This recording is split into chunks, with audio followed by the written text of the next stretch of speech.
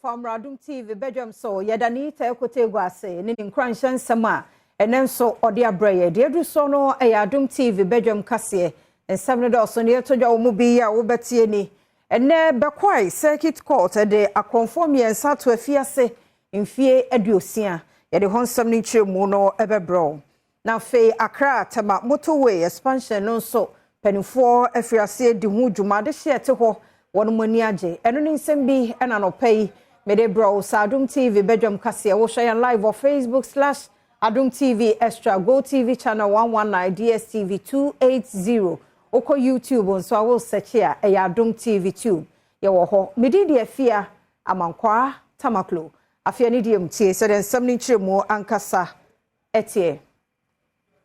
akonform yensa ya womo ekoto share dwumaku a Wondinde Accurate Giant Company le 26 November 2022 ewo te wo baabi ewo adanse asokwa mensinmu asantemantemu awi akire womo age won sika 40,500 free won semo no afei na nsam no yede awie nti yebua won kumfo a ene yede wo koto afiase emfie adusia Adom TV kase etwaso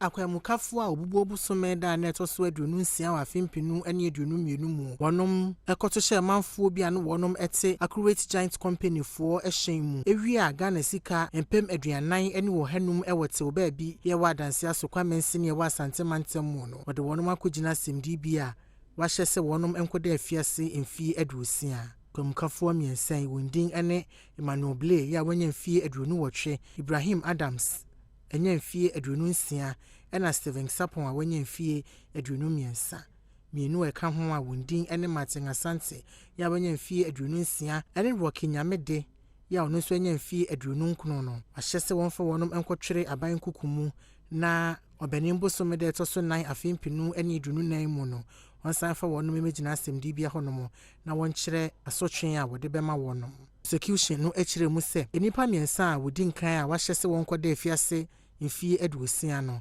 wonom ye adwuma ewo Accurate Giant Company honom na wo hyeda ene wo bɔpɔ ebo sa akoro no no okoso akire mu se apolisifoɔ edi Rocky Nyamede entente ene wo kɔkyere no ewo esere so ena Martin Asante so wɔkyere no ewo bibiani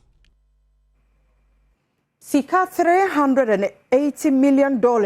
ena yedi ACC Accra tema motorway no na contractor yedi amano eye Ghana ni Maripoma Construction na de hye ye wo ho ne 24 fa Accra motorway no so no womani age ho pa ne mom ye almost ene sepani yedi ahye ne nsadwumakuo no wonhwe so obeye adwuma papa na bewie akire no ensan konkose nanu entemu a na bosumi so yedi amano no anka enkeka no ho kakra na mu enumonyam no nsomra ohina mponsa amane boni aboafra afa ho etwaso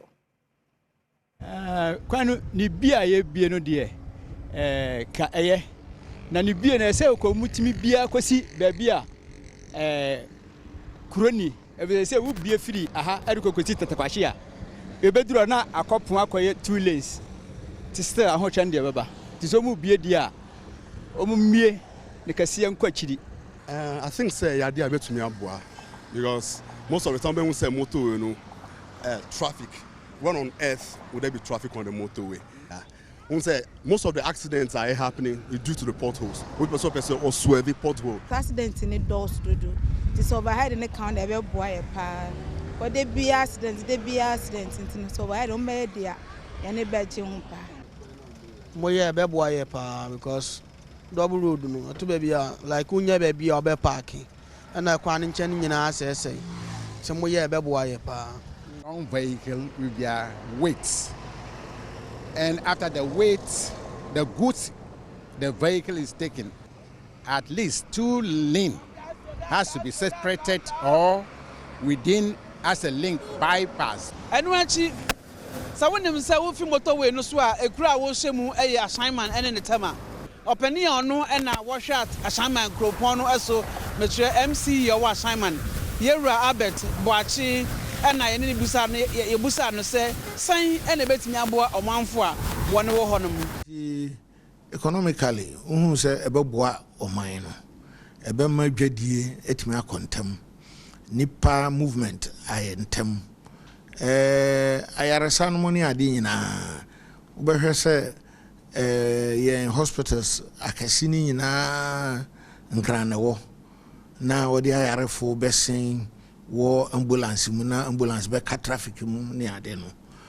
saa ne mane nyina wotum sɛ how nti expansion na de mimi hunu sɛ ɛbɛboa wa akɔnuasa nyina so ɛwɔ enkran ɛne tema kwantempɔn ɛno so edin amegye so ɛyɛ ɔhene amponsa kakabo. Public Accounts Committee ahye aban nyuma hodo yimienu Ghana Civil Aviation Authority and afi Ghana Airport Company say sika bia e wo so otua de ma metiofo no wonhwe no ntua ma won eye Auditor General Report 2022 and hye won musa yamane boni ohina mponsa etwase. I think I will have to engage the minister. I'll call the minister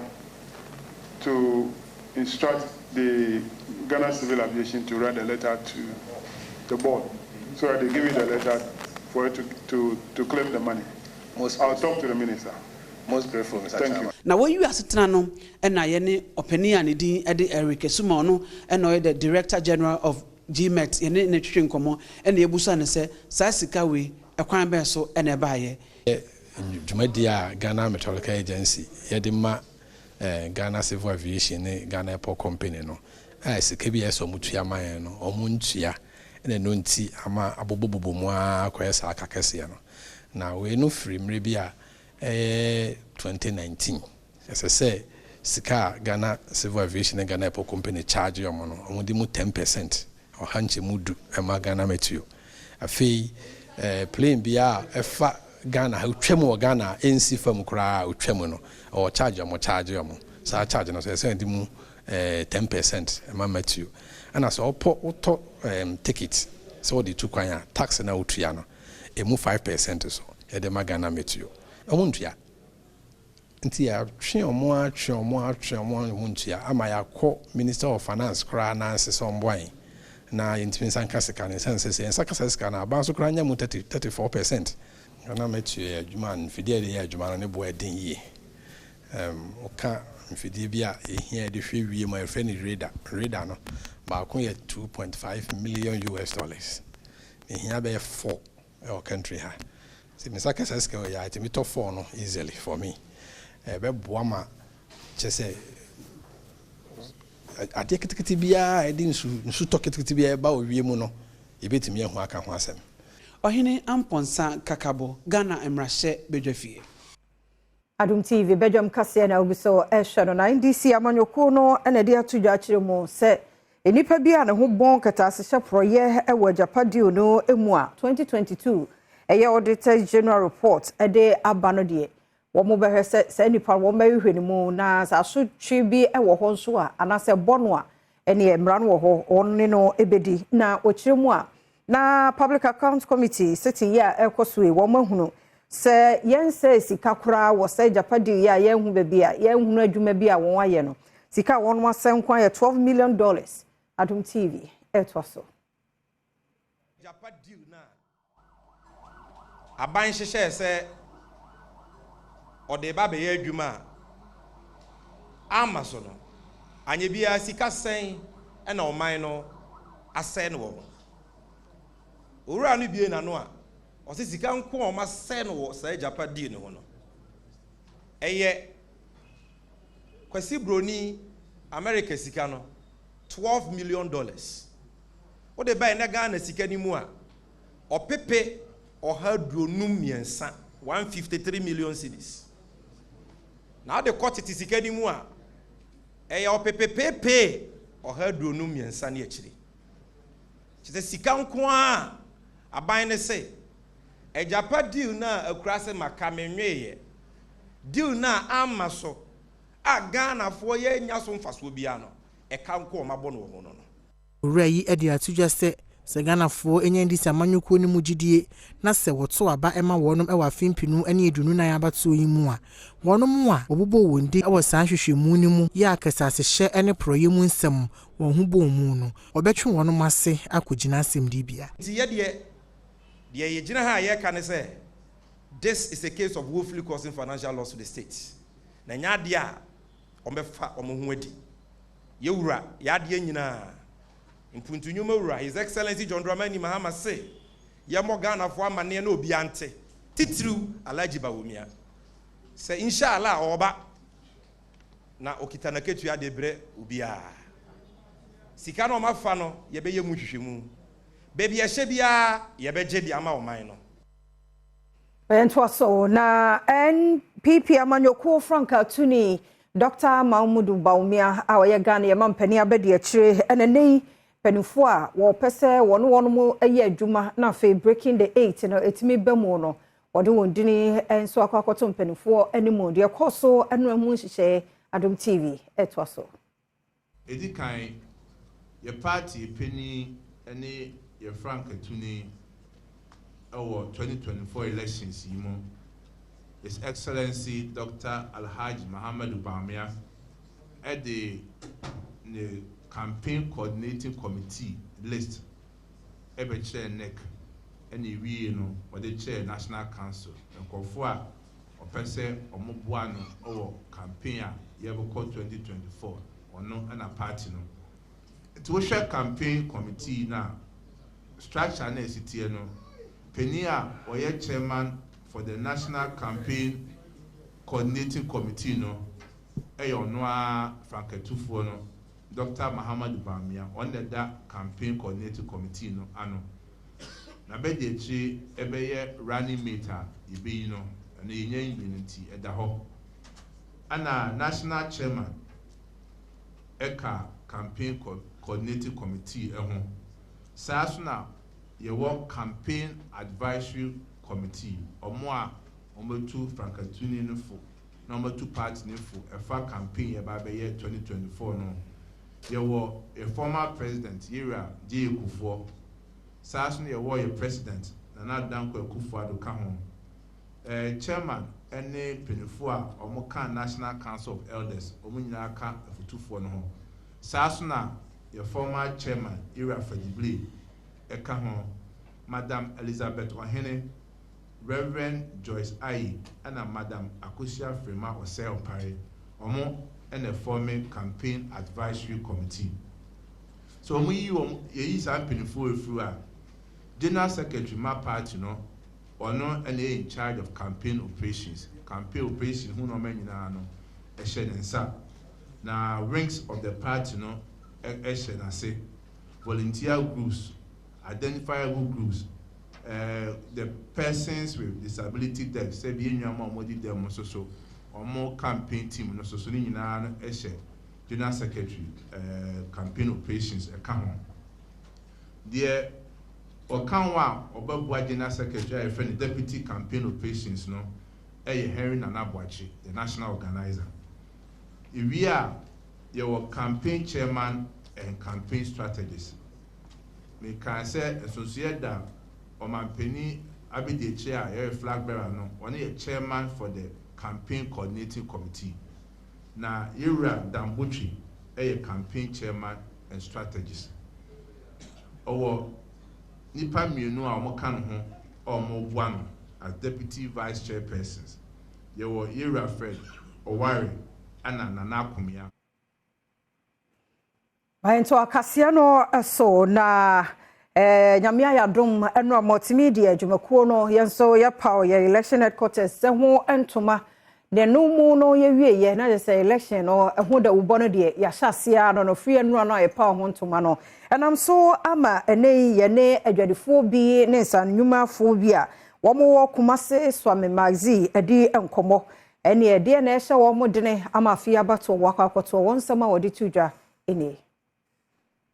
Asante Mantemu na ewo amanyosem abakosemu no aha ya MPP stronghold ene ya bepiemu ewo Swami magazine goni frɛ no industrial area yene omanfo a womo eye fitafo ne adwumayefo dodo na ebedi nkomo buso mo se afi edian na womo ebegyina so ede ato aba and say from 1996 ana ye Swami ha ye ato aba ba bisi sadri ye de eti Swami ha yentu kwan ko ba bia yenim de wo to krum ne ba bia na asori bi aba ewo politicians ma ye from delegate minnim wom kokomotin se do mu de ne sitie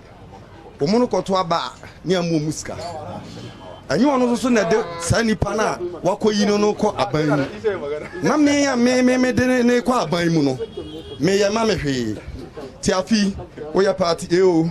party CO party QO wo de anya na me hwe wo no wa mpikuro na wo so ame no maje 100 million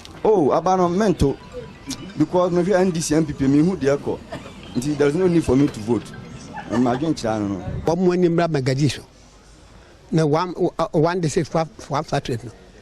Magadin say Filibu. And a baby as you who say. Magadi who here because one man casa can have a repair. One man casa into what do car balance man repair here a beboa. Mentimia a beboa. A better nearby countries in the Conbasso de Womiliaba. Magadi Acho. Magadi Ache. Same from the time memorial back in 1962 na Magadiba. Sa tabun abapemone yentimi nyade bi eboa. Enti wuntuju sesa Magadi kwa ya ka akache. Omanfo bi a omo ewo swame magazine adwenkyere bi na yate ewo kokromoti power eso no. Aha eya asante mantam amanebo. Amansan chia me kwadwo bi mreku ene medin. Nanaya Osapon eka movement for change campaign team no ehwo nene wabo akam brand ewo multimedia baso ye papa ewo kwanya ye faso eye eka amanyo ensem ede ho nsem ba ebewi akirede asomdwe ene prepare ye eba ye power election headquarters ho entoma kokomoti power ene ode nsemi atudwa wo kire ensemu ene nyuma so a free me something say radio station and say media house. Talk about your political stability without the multimedia, especially the account aspect, because nipa no etin sem na se na omuhunu ne ekwa ena omugina so e take decisions na de bia ye kan na ye de okro ya friend Rwanda eye emfato ho ye se eye asema obi kokan ya wankan yi ena de saa to ye nkyem no eye den ebre wo mo nti sema fato ho so se de bia mo de nkyerehyremu ene saa information no beto abontin ama nipa nyina Ghana fo nyina atiase ehunu ne ekọ ene ne eba na mo benya abotren so akyerehyremu so dia and now of course our elections we cannot pride ourselves with political stability without multimedia na mo nkoso anye na senia mo faso emma yemfa ne se mumma the duopoly of your political system no and manipulate mo no e be koso se mo nkoso nye ne saa na mumma afufo akwanya na omonda nia omunim ene nia ewo mutrim omo vision for the nation omuntimi ndanedi Penny ya wono so de Liberal Party of Ghana aba owura Kofi Akpalu wogidie pa ne ani so ade hunu sa fi abato wa asante no ombebo homodin o se anya mrede nanso wogidie pa se nkunibdie beye wono mo ade anura wono so ye pa ho entoma sa election headquarters kokromoti power and odin nsemi etudwa Santa Region very difficult. So LPG, for instance, a bit me away no Ashanti region, very difficult on my but you will get a lot of votes from there.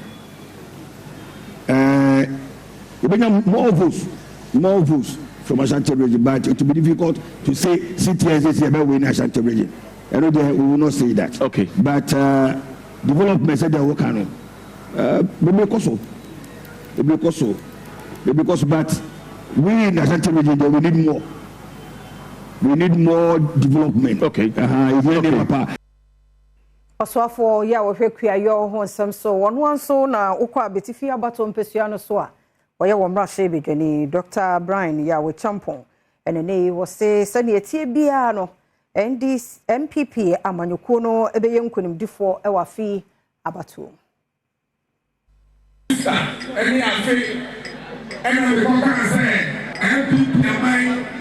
and nadia ye di power no bema NDC for ne ochaka humi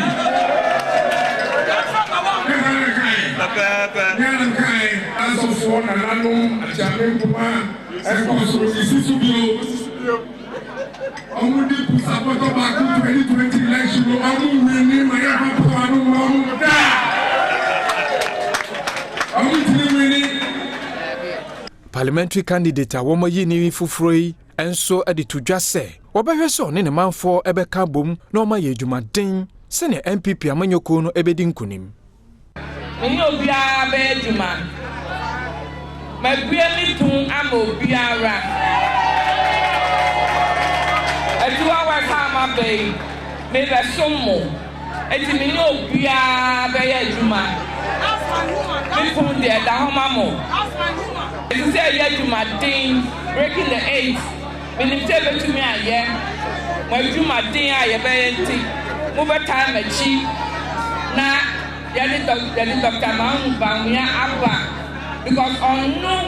ɔno kutoo Dr. Mahmoud Bawumia ɛna ɔbɛtumi abɛtoa adwumaden a yɛ president Nana Akufo-Addo Dankwa ayɛ a nkoa na ɔbɛtumi atoa so eti menim sɛ yɛde ɔdɔ ne biako yɛ ɛbɛyɛ adwuma ɛbɛyɛ campaign ama NPP wɔ Tiwa West ha na Tiwa West yɛbɛyɛ increase your votes bebree.